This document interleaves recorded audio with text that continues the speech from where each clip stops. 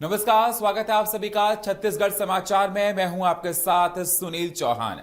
रायगढ़ दौरे पर जाने से पहले सीएम विश्वदेव साय ने शिक्षक सम्मान समारोह पर कहा कि 5 सितंबर को शिक्षक दिवस मनाते हैं। सभी शिक्षकों को शुभकामनाएं देता हूं। राजभवन में शिक्षकों का सम्मान कार्यक्रम था। शिक्षकों को हमने सम्मान देने का काम किया। साथ ही उन्होंने नए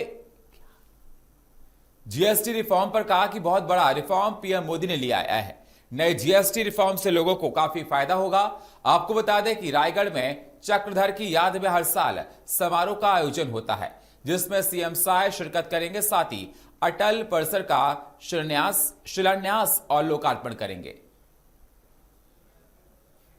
सबसे शिक्षक दिवस है और देश के पूर्व राष्ट्रपति सर्वपल्ली डॉक्टर राधाकृष्णन जी की जयंती को शिक्षक दिवस के रूप में मनाते हैं। तो सबसे पहले तो मैं छत्तीसगढ़ के सभी शिक्षक दिवस है और देश के पूर्व राष्ट्रपति सर्वपल्ली डॉक्टर राधाकृष्णन जी की जयंती को शिक्षक दिवस के रूप में मनाते हैं। तो सबसे पहले तो मैं छत्तीसगढ़ के सभी शिक्षकों को नमन करता हूं। उनका हृदय से अभिनंदन और स्वागत है। डिप्टी सीएम अरुण साव तमाम कार्यक्रम में शामिल होने के लिए रायगढ़ जाएंगे।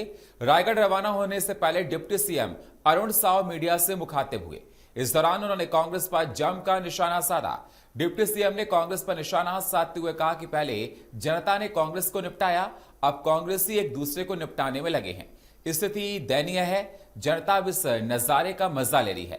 तो डिप्टी सीएम का रायगढ़ दौरा रहा। रायगढ़ दौरे से पहले मीडिया से मुखातिब हुए हैं डिप्टी सीएम। तो डिप्टी सीएम ने कांग्रेस पर जमकर निशाना साधा है।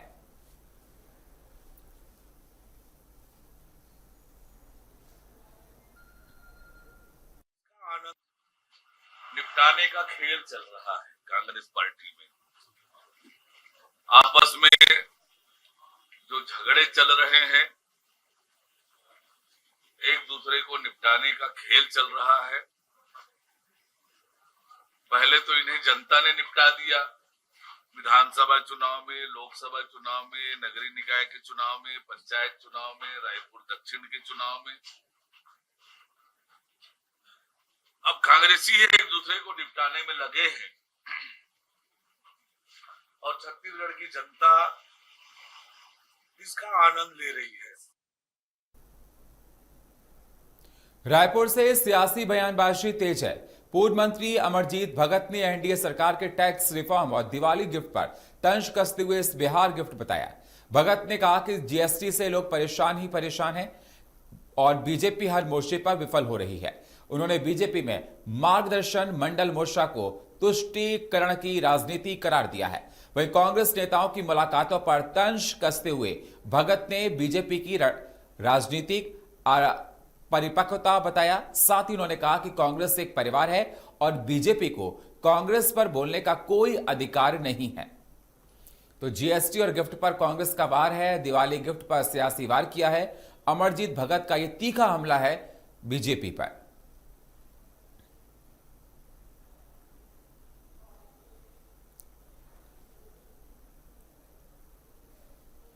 रायपुर के लाख नगर गणेश पंडाल में एक मामला सामने आया, जहां गणेश पंडाल के समिति पर खेमास सागर ने आरोप लगाते हुए कहा कि भगवान गणेश की प्रतिमा का स्वरूप बदल दिया गया है और पंडाल में अश्लील फिल्में गाने बजाए गए, जिससे लोगों की धार्मिक भावनाओं को ठेस पहुंचा है। तो खेमास सागर ने धारा 299 बीएनएस के तहत एफआईआर दर्ज कराया है।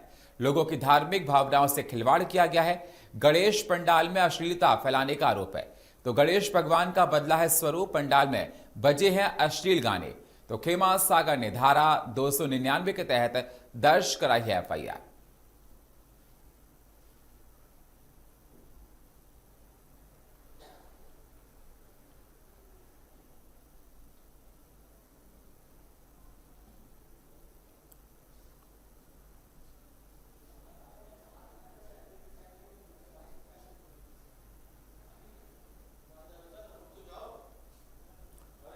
छत्तीसगढ़ के रायगढ़ जिले के विधानसभा खरसिया में खाद भारी कमी के कारण से किसान परेशान हैं।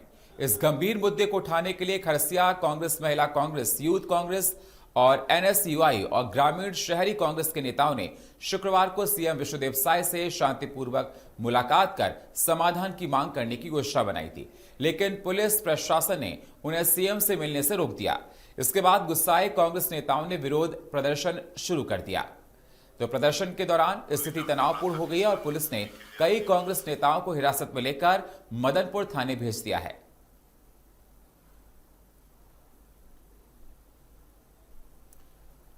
तो पुलिस प्रशासन ने सीएम से मिलने के रोका है। गुस्साए कांग्रेस नेताओं ने इस पर विरोध प्रदर्शन किया है।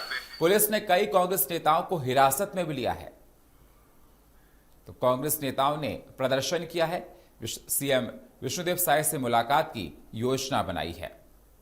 तो पुलिस ने तमाम कांग्रेस नेताओं को हिरासत में भी लिया है। गुस्साए कांग्रेस नेताओं ने विरोध प्रदर्शन किया है, हाथों में बैनर झंडा लेकर बीजेपी सरकार के खिलाफ हल्ला बोल किया।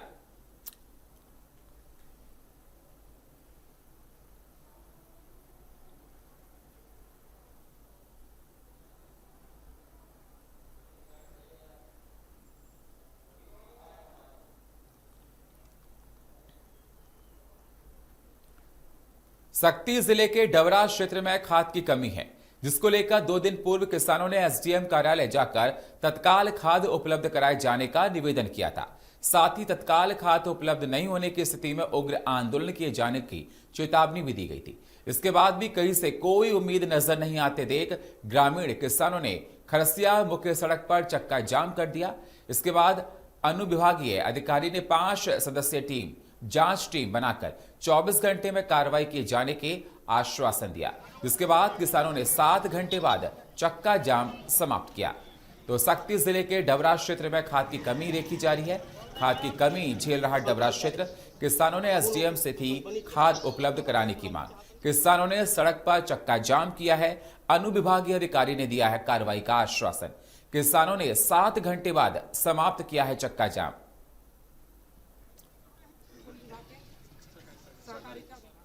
आज सुबह 10 बजे से हम लोग चक्का जाम गोबरा यहाँ पे चौक पे बैठे थे और यूरिया खाद को लेकर चक्का जाम किए थे।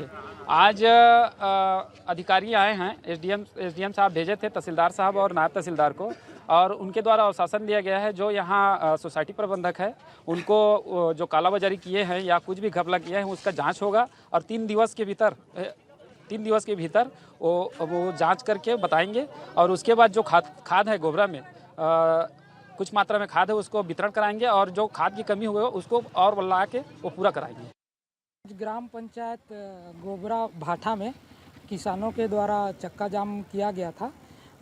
उनका शिकायत ये थे कि जो समिति के द्वारा सही समय में खाद बिक्री में अनियमितता किया गया है, उसके संबंध में किसानों को कहा गया कि जो अनियमितता जिनके द्वारा किया गया है उसके प्रति अनुविभागीय अधिकारी राजस्व डबरा के द्वारा कमेटी बनाया गया है। कल कमेटी के द्वारा जांच की कार्रवाई की जाएगी। जांच उपरांत दोषियों की कार्रवाई होगी। सक्ती जिले के मालखरोदा ग्राम पंचायत भारबांडा और नवापारा को जोड़ने वाली गोगरी मेन रोड का पुल सालों से जर्जर और टूटा हुआ है। हर साल बारिश के दिनों में ये पुल डूब जाता है, जिससे लोगों को आने जाने में भारी दिक्कतों का सामना करना पड़ रहा है। लगातार हो रही बारिश से इस बार भी पुल के ऊपर पानी बह रहा है। ग्रामीणों का कहना है कि पुल पर पानी बहने से बड़ी दुर्घटना हो सकती है। इसके बावजूद जिम्मेदार विभागों और अधिकारियों का इस गंभीर समस्या पर कोई ध्यान नहीं है। तो सक्ती में लगातार बारिश से पुल का पानी जर्जर और टूटे पुल से ग्रामीण परेशान है। पुल के ऊपर से बह रहा है पानी, प्रशासन नहीं दे रहा है समस्या पर कोई भी ध्यान।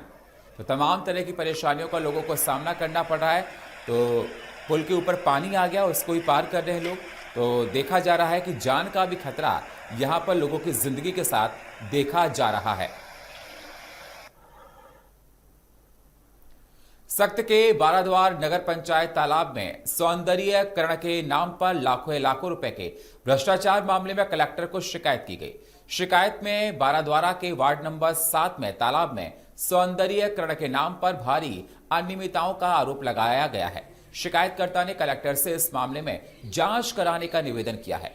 शिकायतकर्ता ने बताया कि तालाब के सौंदर्यीकरण के लिए 67 लाख रुपए करीब स्वीकृत किए गए थे, मगर ठेकेदारों ने मनमानी तरीके से काम करके लाखों रुपए का घोटाला कर दिया। वहीं तालाब की स्थिति अब भी बदहाल बनी हुई है। सौंदर्यीकरण के नाम पर लाखों का भ्रष्टाचार हुआ है। 53 लाख रुपए की राशि निर्माण कार्य के लिए हेतु और 12 लाख रुपए की राशि 12,78,000 रुपए की राशि नॉन एसआर आइटम मतलब कह सकते हैं कि इसके साज सज्जा पे खर्च करने हेतु शासन के द्वारा दिया प्रदान किया गया था। लेकिन इस तालाब में 67 लाख नहीं 6 लाख का कार्य जरूर आपको दिखता होगा, जो ये 4 दीवारी यहाँ पे दिख रही है। उसके अलावा नॉन एसआर आइटम को यहाँ लगाया ही नहीं गया है और सभी का भुगतान अभी के समय में जो रुका हुआ भुगतान था उनका नॉन एसआर आइटम का 12 लाख रुपए का, उसको अभी इस सरकार में कर दिया गया है। कौन है इसके ठेकेदार? ठेकेदार यही नगर के ही हमारे हैं व्यक्ति, और जहाँ तक मुझे जानकारी है कि उनके द्वारा यह कार्य नहीं कराकर एक अन्य व्यक्ति के द्वारा इस पूरे कार्य को किया गया है। छत्तीसगढ़ कांग्रेस अध्यक्ष दीपक बैज ने सीएम साय को पत्र लिखकर जशपुर हादसे के पीड़ित परिवारों के लिए मुआवजे की मांग की है। दीपक बैज ने पीड़ित परिवारों के लिए 50-50 लाख रुपए देने की मांग की है। आपको बता दें, जशपुर हादसे में 4 श्रद्धालुओं की मौत हो गई थी और 20 से ज्यादा लोग घायल हो गए थे। तो प्रदेश अध्यक्ष ने सीएम साय को लिखा है पत्र। कांग्रेस प्रदेश अध्यक्ष का सीएम साय को पत्र है। जशपुर में पीड़ित परिवारों के लिए मुआवजे की मांग की गई है। 50-50 लाख रुपए की मांग की। हादसे में 4 श्रद्धालुओं की मौत हुई है, 20 से ज्यादा लोग घायल हुए थे।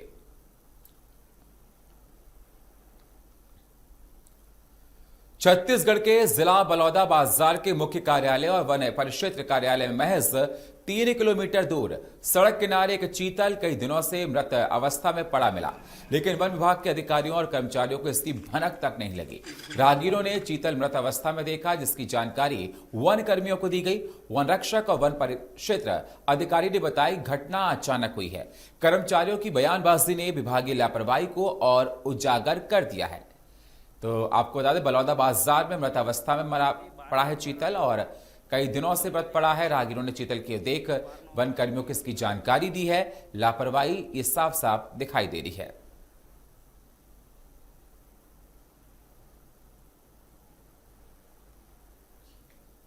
और वक्त एक छोटे से ब्रेक का है। मिलते हैं एक छोटे से ब्रेक के बाद।